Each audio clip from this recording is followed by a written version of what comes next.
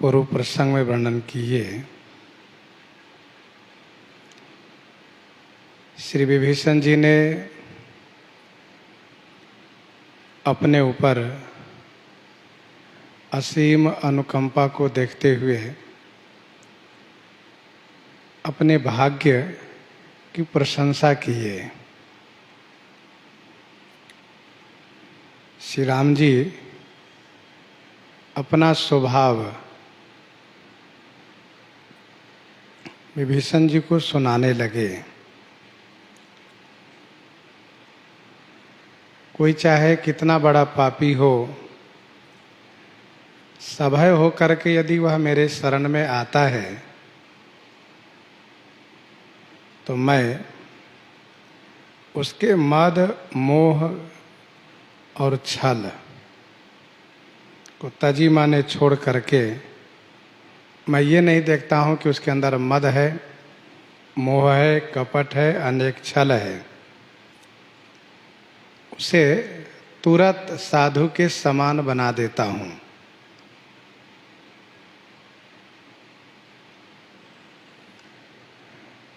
जो सभी संबंधों से ममता को हटा करके मेरे चरण में ही ममता को प्रस्थापित कर लेता है, मेरे चरण में ही सभी संबंधों को स्थापित कर लेता है, समदर्शी हो जाता है, निष्काम हो जाता है और न उन्हें कोई हर्ष, न शोक और न भय रहता है, तो अस सज्जन मम उर्वस कैसे,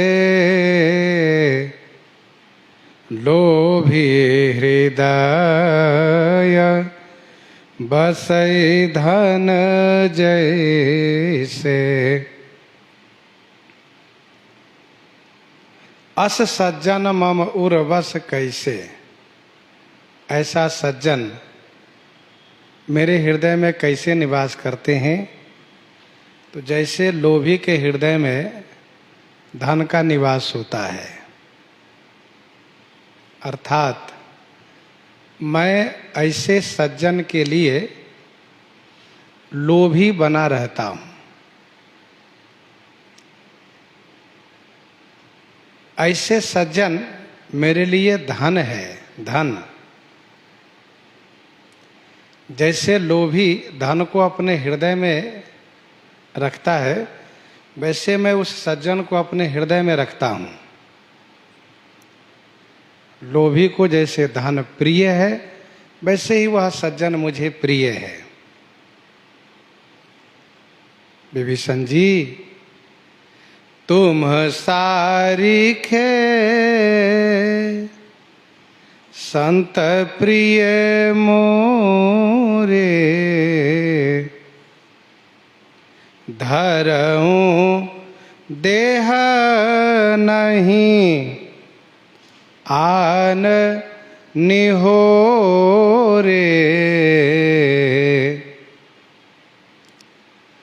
तुम सारिखे संत प्रिय मोरे, धरऊ देह नहीं आन निहोरे।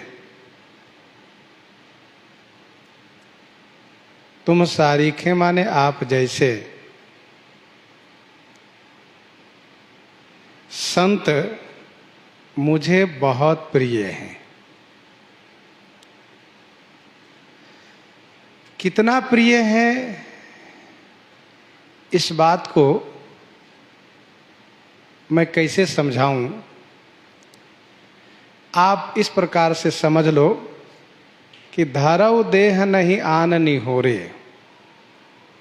आन निहोरे माने औरों के निहोरा पर, अथवा आन निहोरे माने दूसरे कारण से मैं शरीर धारण नहीं करता हूँ।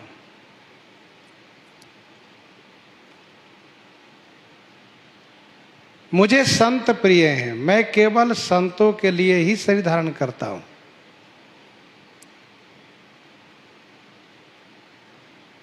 श्री राम जी संतों के लिए ही अवतार लिए हैं। इसीलिए महर्षि विश्वामित्र जी महाराज जब इनको लेने आते हैं तो बड़े खुश हो जाते हैं और बड़ी प्रसन्नता के साथ महर्षि के साथ प्रस्थान करते हैं। मन में इस बात को उमंग है, उत्साह है कि इसी बहाने से मैं अमुक अमुक संत से मिलूंगा, जिसमें कि एक महान संत योगी राज श्री मिथिलेश जी हैं, उनसे मिलूंगा। तो संतों से मिलने के लिए उन्हें बड़ी प्रसन्नता होती है, बड़ा उत्साह होता है।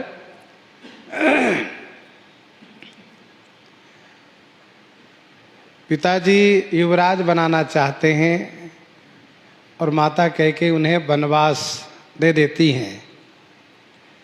तो श्री राम जी वनवास सुनकर के बड़े प्रसन्न हो जाते हैं। क्यों? क्योंकि इसी बहाने से मुझे बहुत संतों का दर्शन प्राप्त होगा। मुनिगण मिलन विशेख बना, सबहि भांति हित मोर। जरा सोचिए, किसी को राज्य पद पर प्रतिष्ठित करने की घोषणा करके, राजा बनाने की घोषणा करके उन्हें वनवास दे दिया जाए और वे वनवास सुनकर के प्रसन्न हो जाएं, इतना खुश हो जाए कि मानो वे बंधन से मुक्त हो गए हो। नव गयंद रघुवीर मना राज अलान समान। इसका मतलब क्या है? इसका मतलब ये है कि उनको वन में रहना, संतों से मिलना ही अच्छा लगता है। और इस यात्रा में श्री राम जी विभिन्न संतों को दर्शन लाभ प्रदान करते हुए, संतों के दर्शन करते हुए और भक्तराज विभीषण से मिलना लक्ष्य था। सो भक्त विभीषण आज आके मिल गए हैं। इसलिए श्री राम जी अब स्पष्ट ही कर दिए कि विभीषण जी, तुम जैसे संतों के लिए ही मैं अवतार धारण करता हूं। मेरे अवतार का और कोई कारण नहीं है। सो केवल भक्तन हित लागे।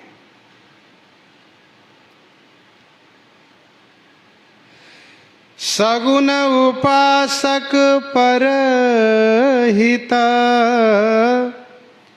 निरत नीति दृढ़ नेम। ते नर प्राण समान मम, जिनके द्विज पद प्रेम। सगुन उपासक परहित, निरत नीति दृढ़ नेम। सगुन उपासक परहित, निरत नीति दृढ़ नेम।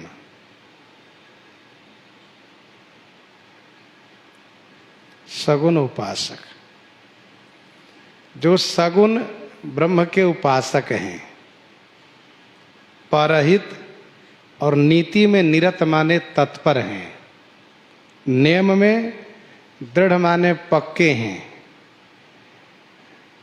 और द्विजपद प्रेम, ब्राह्मण के चरण में प्रेम रखते हैं। तेनर मोहि प्राण समान प्रिय, वह मनुष्य मुझे प्राण के समान प्रिय हैं। सगुण ब्रह्म की उपासना जो करते हो,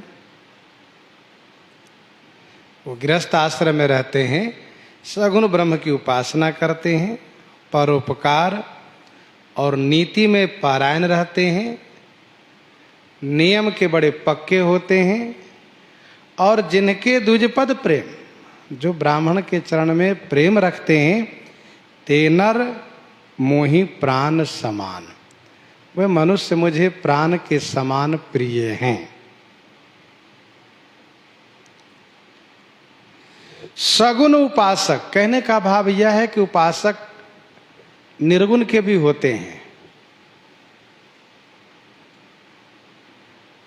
लेकिन श्री राम जी यहां पर कहते हैं सगुण उपासक। श्री काकभूषुंडी जी कहते हैं कि मैं जब श्री लोमस ऋषि जी के पास गया तो उन्होंने मुझे पहले सगुण की बात सुनाई और फिर इसके बाद उन्होंने निर्गुण की बात सुनाना शुरू किया।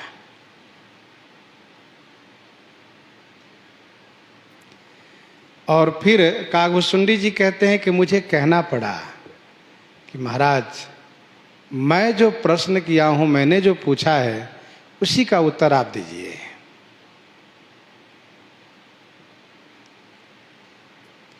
मैंने पहले ही आपसे निवेदन किया, सगुण ब्रह्म अवराधन मोहि कहो भगवान।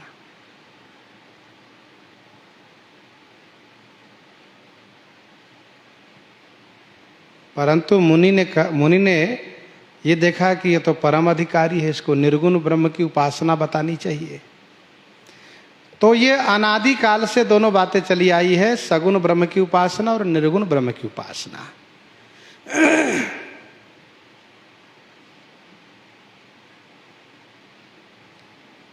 मुनि ने खंड सगुण मत अगुण निरूपा,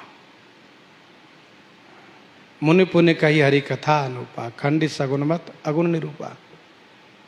फिर तो तब मैं निर्गुण मत करी दूरी, सगुण निरूपो करी हटि भूरी। ये उत्तरकांड में वर्णन है। तो श्री राम जी यहां पर कहते हैं जो सगुण ब्रह्म के उपासक हैं,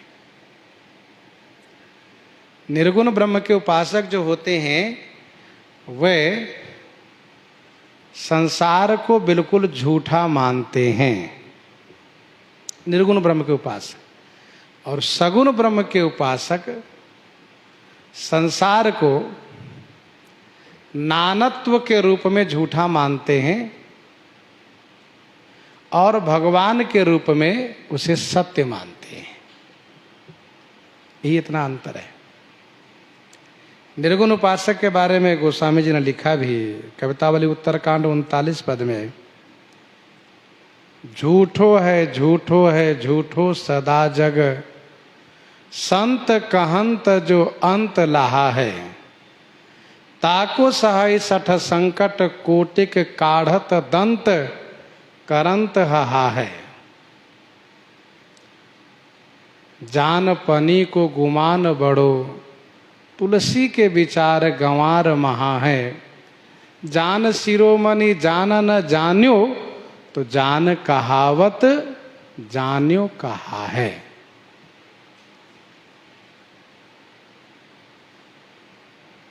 उस पद में बिल्कुल स्पष्ट किया गोस्वामी जी ने, जान शिरोमणि जान न जान्यो, तो जान कहावत जान्यो कहा है।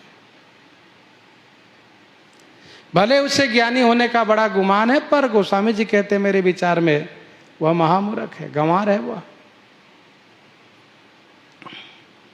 तो सगुण उपासक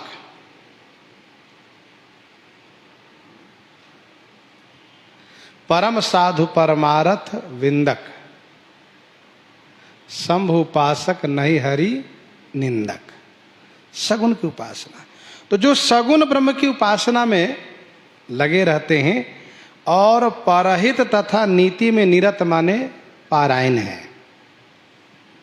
पर उपकार बचन मन काया, संत सहज स्वभाव खगराया। परोपकार बचन मन काया, संत सहज स्वभाव खगराया। संत सहाय दुख परहित लागी।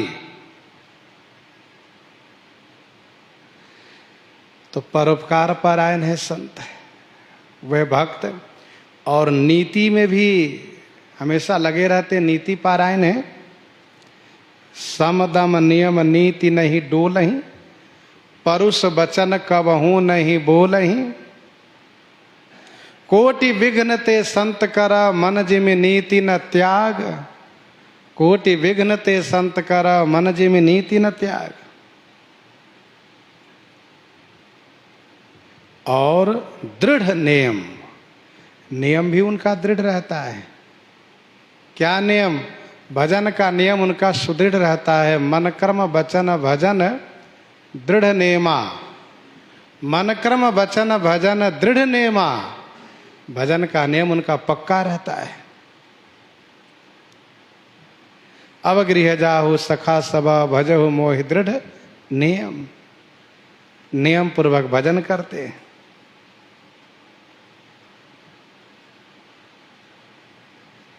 और जिनके द्विजपद प्रेम, ब्राह्मण के चरण में प्रेम रखते हैं वे। शीस नवहि सुर गुरु द्विज देखी प्रीति सहित करी विनय विषेखी। शीस नवहि सुर गुरु द्विज देखी प्रीति सहित करी विनय विषेखी।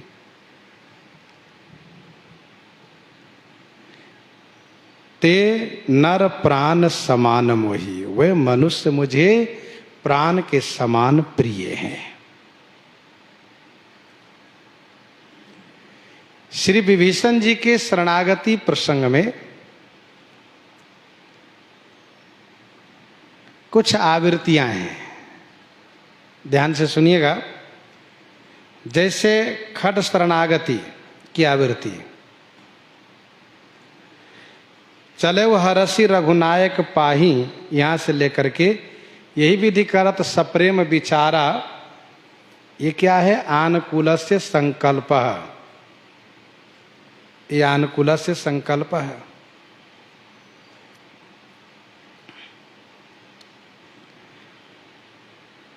राम सत्य संकल्प प्रभु सभा काल बस तोरी। मैं रघुवीर शरण अवा जाऊं देहु जनि खोरी। यह प्रतिकूलस्य वर्जनम, परित्याग। शरण गए प्रभु ताहु न त्यागा विश्वद्रोह कृत अघजे ही लागा।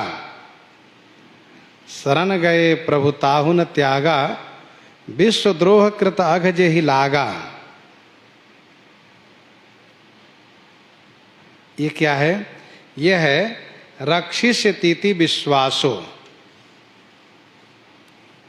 मेरी रक्षा करेंगे, कोई भी शरण जाए उनकी रक्षा करेंगे, ये विश्वास है।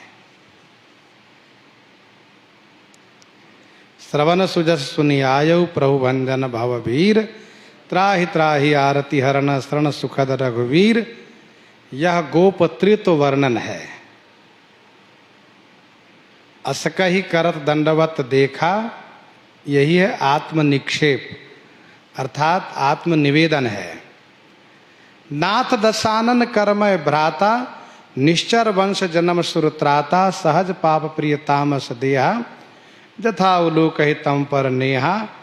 यही एक कार्पण्यता है। तो श्री विभीषण जी में खट शरणागति है, प्रथम आवृत्ति हुई। दूसरी आवृत्ति में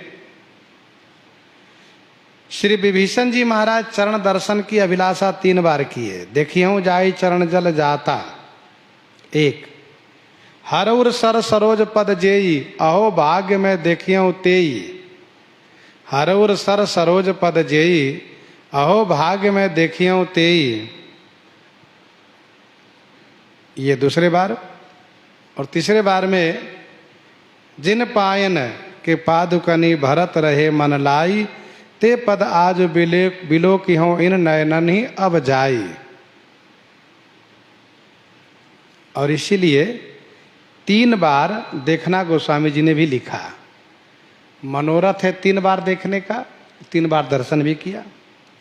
अवपद देख कुशल रघुराया 1। अवपद देख कुशल रघुराया 1। अब मैं कुशल मिटे भय भारे देख राम पद कमल तुम्हारे 2। दूसरे बार में।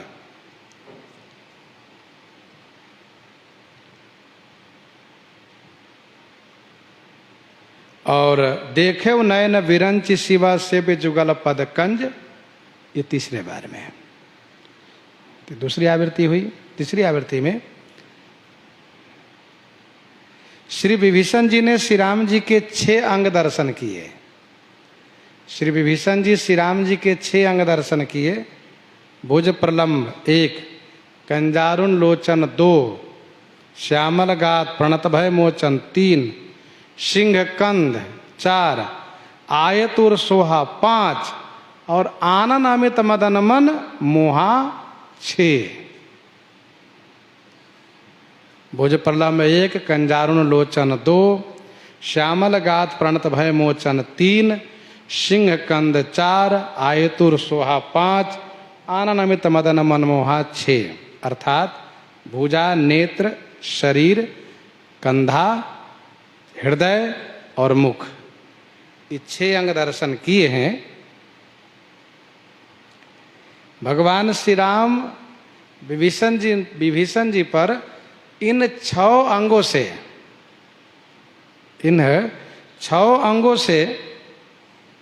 अंगों से कृपा किए। भुज विशाल गही, भुज विशाल गही, विशाल भुजा से उठाया, भुजा के द्वारा कृपा हुई।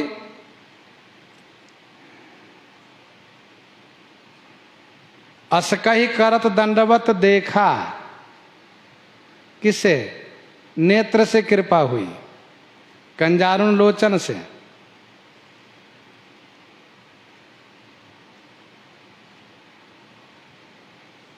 और श्यामल गात से भगत के भय को दूर किया, क्योंकि श्यामल गात प्रणत भय मोचन, भय को दूर किया श्याम शरीर से। 3 हुए।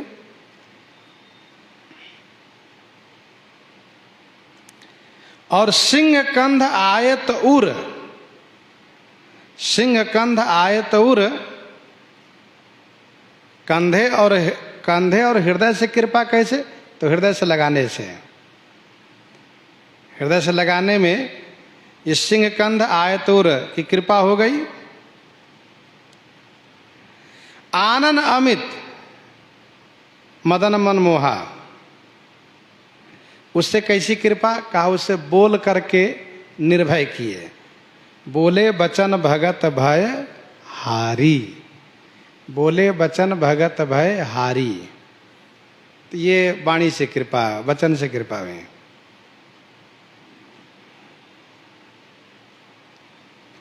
तीसरी आवृत्ति हुई।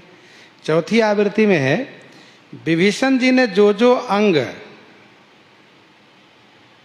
श्री राम जी में लगाए, विभीषण जी महाराज जो जो अंग श्री राम जी में लगाए,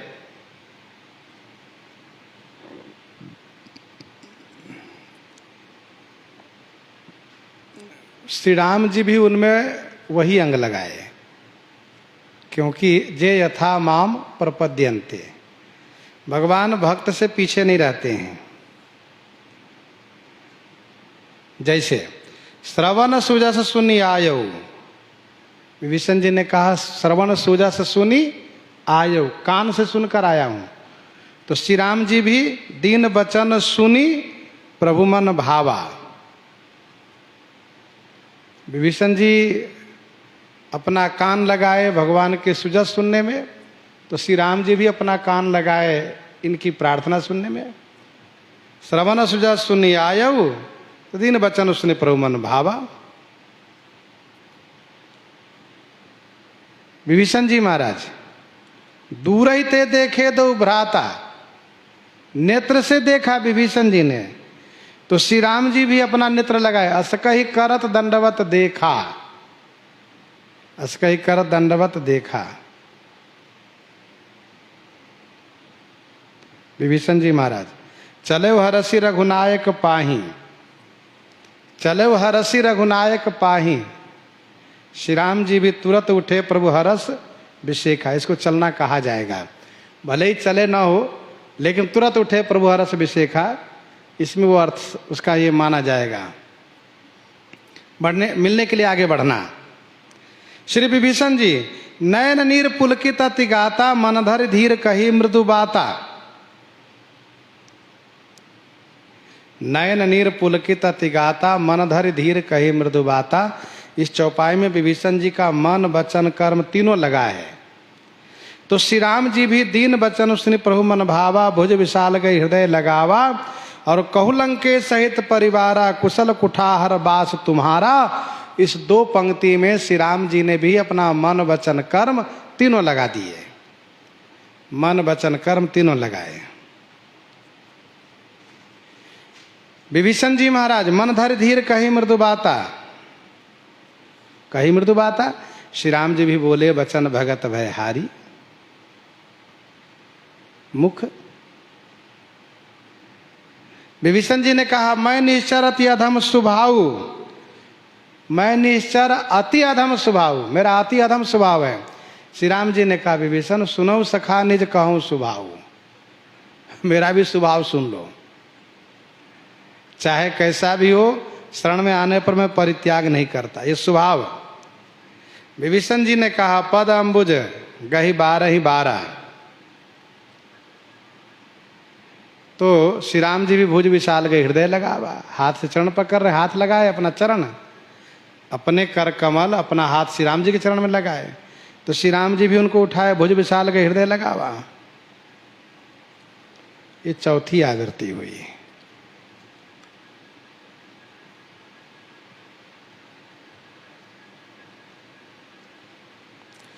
श्री राम जी ने विभीषण जी से कुशल के संदर्भ में जो प्रश्न किया है उसका उत्तर विभीषण जी ने इस प्रकार से दिया। अब ये 5वीं आवृत्ति को आप सुनिए। श्री राम जी ने विभीषण जी से कुशल का जो प्रश्न किया उसका उत्तर विभीषण जी देते हैं। कहु लंकेश सहित परिवारा, कुशल कुठार बास तुम्हारा। तो विभीषण जी उत्तर में क्या दिए? अवपद देख कुशल रघुराया, जो तुम की न जानी जन दाया, जो तुम की न जानी जन दाया।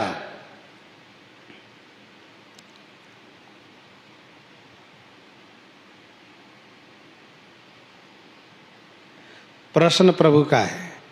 खल मंडली बसहु दिन राति, सखा धर्म निभाई के भांति। उत्तर विभीषण जी ने दिया तब लग हृदय बसत खल नाना, लोभ मोह मत्सर मदमाना। आपके बिना हृदय में खल मंडली बसती है, मोह मद विकार आदि खल मंडली है। और आपकी कृपा से भीतर की खल मंडली नहीं रहती है। जब आपकी कृपा होने से भीतर वाली जो खल मंडली है वो नहीं रहती है, तो बाहर की खल मंडली क्या करेगी? ये उत्तर है जो श्री राम जी ने पूछा। खल मंडली बसो दिन राति, सखा धर्म निभाई के भांति। फिर प्रश्न है सखा धर्म निभाई के भांति, जिसका उत्तर विभीषण जी ने दिया। सखा धर्म निभाई के भांति का उत्तर है मैं निश्चरत अधम स्वभाव, शुभ आचरण किन नहीं काऊ। मैंने शुभ आचरण किया ही नहीं, ये उत्तर दिए। प्रश्न प्रभु का है। बरुभल वास नर करताता, दुष्ट संग जन देई विधाता। विभीषण जी ने इस संदर्भ में बहुत बढ़िया उत्तर दिए। क्या? तुम कृपाल जा पर अनुकूला, चाहे कुछ भी हो आपकी कृपा बनी रहे। तुम कृपाल जा पर अनुकूला, ताहिन व्याप त्रिविध भव सूला। भले ही दांतों के बीच जिह्वा लाचार होकर के रहती हो, लेकिन यदि आपकी अनुकूलता हो तो कोई समस्या नहीं, कोई परेशानी नहीं है।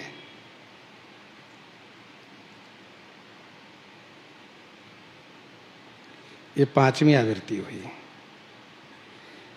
6वीं आवृत्ति के संदर्भ में आप देखेंगे तो इसका बड़ा सुंदर स्वरूप रूपक है। हृदय में ही लंका का रूपक कहते। तब लगी कुशल न जीव कहाँ, तो जीव है विभीषण जी, जीव है विभीषण जी। तब लगी कुशल न जीव कहाँ, जीव विभीषण जी। और शोक धाम तज काम, काम मेघनाद हृदय लंका। लोभ मोह मद मत्सर मानादि अनेक राक्षस। तब लगी हृदय बसत खल नाना, लोभ मोह मत्सर मद माना। तो निश्चरों को रात्रि चाहिए, क्योंकि वो निशिचर है, रात्रि में विचरण करते हैं। तो यहाँ रात्रि क्या है? विभीषण जी ने कहा ममता तरुण तमई अंधियारी, इस रूप में कहा। जब तक श्री राम जी धनुष बाण लेकर के लंका में नहीं चढ़े तब तक ही निश्चर थे। ऐसे ही जब तक आप धनुष बाण लेकर के हृदय में निवास नहीं करते हैं प्रभु, तब तक लोभ मोह मत्सर मान आदि विकार बसते हैं। जब श्री राम जी लंका में आ गए तो जीव रूप विभीषण की कुशलता हुई। जब श्री राम जी लंका में आए तभी तो जीव स्वरूप विभीषण जी की कुशलता हुई। राक्षसों का भय मिटा, अब मैं कुशल मिटे भय भारे। वैसे ही जीव पर श्री राम जी की अनुकूलता होती है तब जाकर के त्रिविध ताप मिटते हैं। तुम कृपाल जा पर अनुकूला, ताहिन व्याप त्रिविध भव सूला।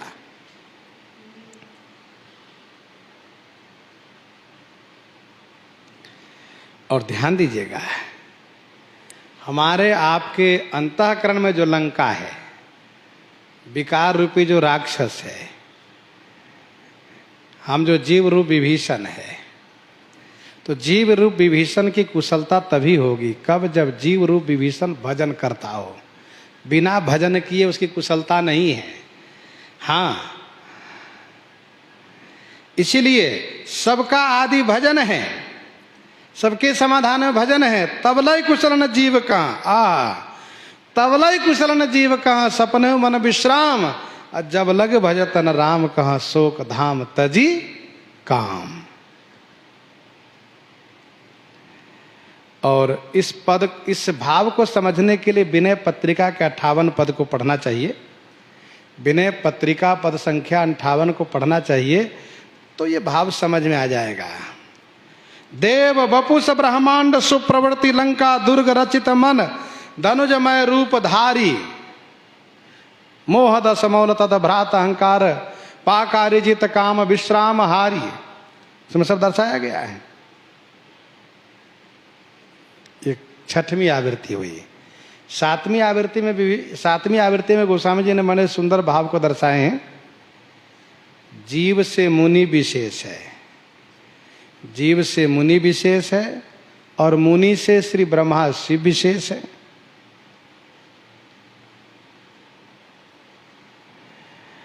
और विभीषण जी कहते हैं ब्रह्मा शिव जी से विशेष मैं हूं। ये 7वीं आवृत्ति हुई। मतलब जीव से मुनि विशेष, मुनि से ब्रह्मा शिव विशेष, और ब्रह्मा शिव से मैं विशेष, क्योंकि देखो नयन बिरंच शिवा से बेजुगल पद कंज। ये 7वीं आवृत्ति हुई। अब 8वीं आवृत्ति का सुनिए। भजन का फल है कुशल और मन में विश्राम। भजन का फल क्या है? 8वीं आवृत्ति में कुशल होना और मन में विश्राम होना। तब लगी कुशल न जीव कहाँ, तब लगी कुशल न जीव कहाँ, सपन मन विश्राम। जब लगी भजतन राम कहाँ, शोक धाम तज काम, शोक धाम तज काम। भजन से कुशलता रहेगी, कुशल होगा और विश्राम मिलेगा। रूप के ध्यान के फल है लोभ आदि विकारों का नाश। भगवान का ध्यान करिए तो क्या होगा? विकार का नाश होगा। तब लगी हृदय बसत खल नाना, लोभ मोह मत्सर मदमाना। जब लगी उर्न बसत रघुनाथा, धरे चाप साय कटी बात है। देखिए, प्रसंग में पंक्ति चौपाई वही है। उन चौपाइयों में अनेक अभिप्राय भरे हुए, अनेक भाव है। तो भजन करने से क्या होगा? कुशलता होगी, विश्राम मिलेगा। भगवान के ध्यान करने से क्या होगा? कहा लोभ आदि विकारों का अंत होगा। और प्रताप को हृदय में धारण करने से क्या होगा? ममता राग द्वेष का नाश होगा। ममता तरुण तमी अंधियारी, राग द्वेष सुलुक सुकारी, तब लगी बसत जीव मन माही, जब लगी प्रभु प्रताप रवि नाही। भजन, ध्यान, प्रताप, और इसके बाद अब चरण दर्शन।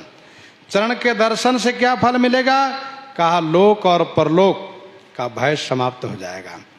अब मैं कुशल मिटे भय भारे, देख राम पद कमल तुम्हारे।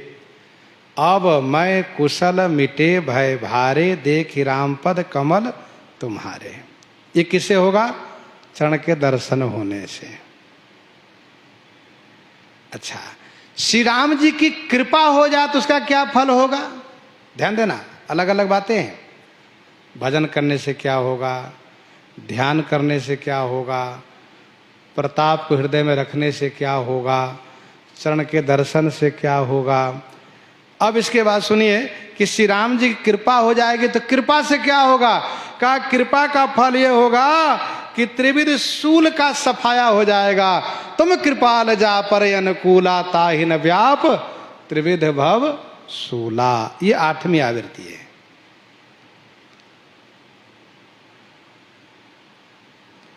अब कुछ भाव 9वीं आवृत्ति में सुनिए। ये 9वीं आवृत्ति 9वें भाव में सुनिए। जीव के हृदय में चोर निवास करते हैं। जीव के हृदय में कौन निवास करते हैं? चोर। विनय पत्रिका 125 पद में गोस्वामी जी ने कहा, तब लगी हृदय बस सियाराम मम हृदय भवन प्रभु तोरा। ये हृदय रूपी घर है किसका? ठाकुर जी का। लेकिन यहाँ रह कौन रहा है? चोर। मम हृदय भवन प्रभु तोरा, तहाँ आई बस्यो बहु चोरा, तम लोभ मोह अहंकारा, मद क्रोध बोध रिपुमारा। और ये चोर रात्रि को पाकर के उपद्रव करते हैं। ये चोर कब उपद्रव करते हैं? रात्रि में। रात्रि क्या है? कहा ममता तरुण तमी अंधियारी। ममता तरुण तमी अंधियारी। तो हृदय रूपी घर में ये कामादि विकार रूपी चोर ममता रूपी रात्रि का संयोग पाकर के उपद्रव करते हैं। अति करहि उपद्रव ना था, मर्दहि मोहि जानी अनाथा। और ये चोर का आतंक समाप्त कब होगा? जब दिन हो जाए, जब भगवान सूर्य उदित हो जाए। सूर्य के उदय होने से रात्रि का सफाया होगा, चोर लोग दिखाई नहीं देंगे। तो ममता तरुण तमी अंधियारी, राग द्वेष सुलुक सुकारी, तब लगी बसत जीव मन माही, जब लगी प्रभु प्रताप रवि नाही। प्रभु श्री राम जी का प्रताप ही सूर्य है। जब ते राम प्रताप खगेसा, उदित भयउ अति प्रबल दिनेसा। सूर्य भगवान के उदय होने पर चोर का उपद्रव नहीं रह जाता है। मत्सर मान मोह मद चोरा। मत्सर मान मोह मद चोरा, इन कर हुनर न कवनेहु ओरा। इन कर हुनर न कवनेहु ओरा। फिर क्या हुआ? कहा अब जीव को कुशलता हो गई। अब मैं कुशल मिटे भय भारे। तो ये जो 9वीं आवृत्ति है, इसका मतलब ये है कि ये हृदय रूपी घर ठाकुर जी का है। ये विकार रूपी चोर आके निवास कर गए, ममता रूपी रात्रि को योग पाकर के उपद्रव कर रहे हैं। हम श्री राम जी के प्रताप रूपी सूर्य को उदित कर लें तो दिन हो जाएगा, और दिन हो जाने के बाद इन चोरों का उपद्रव समाप्त हो जाएगा। ये इसका मतलब है। अब 10वीं आवृत्ति का कुछ भाव सुन लीजिए। 10वें भाव के रूप में 10वीं आवृत्ति। विभीषण जी ने कहा, स्वामी आपने मुझे अपने हृदय से लगाया।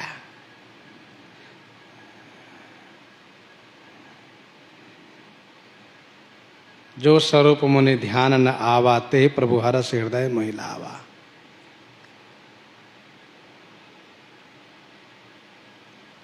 इस पर श्री राम जी कहते हैं कि मैं हृदय में ही नहीं लगाया, मैं हृदय से ही नहीं लगाया, बल्कि हृदय में रखता भी हूं। विभीषण जी ने कहा, सरकार आपने मुझे अपने हृदय से लगा लिया, इतनी बड़ी कृपा की। ठाकुर जी कहते, विभीषण जी मैं हृदय से ही नहीं लगाता हूं, केवल बाहर से ही नहीं, भीतर रखता हूं। तुम सारिखे श्याराम असज्जन ममूर बस कैसे, लोभी हृदय बसई धन जैसे। मैं हृदय में रखता हूं, अर्थात केवल हृदय से लगाता ही नहीं, बल्कि हृदय में रख लेता हूं। असज्जन ममूर बस कैसे, लोभी हृदय बसई धन जैसे। विभीषण जी ने कहा, सरकार मेरा स्वभाव सुन लीजिए, मैं निश्चर अति अधम स्वभाव। श्री राम जी कहते, विभीषण जी मेरा भी स्वभाव सुन लो। अस्वभाव सुनो सखा निज कहो स्वभाव। आपने कहा कि मैं पापी हूं, अधम हूं, और मेरा स्वभाव है अधम उद्धारण, अधमों को उद्धार करना। मैं निश्चर अति अधम स्वभाव, मैं अति अधम। सरकार कहते हैं मेरा स्वभाव है अधम उद्धारक। तो बढ़िया मेल हो रहा है, आप अधम हम अधम उद्धारक, बढ़िया संगत तो बना। विभीषण जी ने कहा, अपने हृदय में जो लोभ आदि का निवास था, विभीषण जी ने अपने हृदय में लोभ आदि का निवास कहा। लोभ आदि का निवास है प्रभु, तब लगे हृदय बसत खल नाना, लोभ मोह मत्सर मद माना। श्री राम जी कहते, सुनो विभीषण जी, मैं उस बात पर ध्यान नहीं देता हूं। विभीषण जी ने कहा, मेरे हृदय में ये सब विकार निवास करने मौजूद हैं, वर्तमान है। सरकार कहते हैं, विभीषण जी चिंता मत करो, तजी मद मोह कपट छल नाना, करो सदते साधु समान, साधु बना देता हूं। ऐसा कहा। सरकार ने कहा कि हम विकारों की ओर देखते ही नहीं है। मेरे पास भक्त आया, मैं उनको अपनाता हूं, उसके विकारों को देखता ही नहीं हूं। मतलब यह हुआ कि जैसे हो वैसे प्रभु के शरण में हम चले जाएं तो प्रभु तुरंत स्वीकार करते हैं, दोषों की ओर देखते नहीं हैं।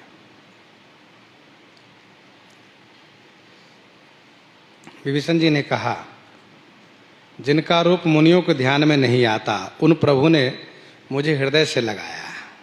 जा स्वरूप मुनि ध्यान न आवा, जा स्वरूप मुनि ध्यान न आवा, ते ही प्रभु हरस हृदय मोहि लावा। श्री राम जी कहते हैं, तुम जैसे संतों के लिए तो मैं अवतार लेता हूं। हृदय लगाने की बात क्या करते हो आप, मैं अवतार ही लेता हूं। तुम सारिखे संत प्रिय मोरे, धरऊ देह नहीं आननी हो रे। विभीषण जी ने कहा, शरण गए प्रभु ताहुन त्यागा, विश्व द्रोह कृतज्ञ जय लागा। रावण से कहा था। इसी बात को श्री राम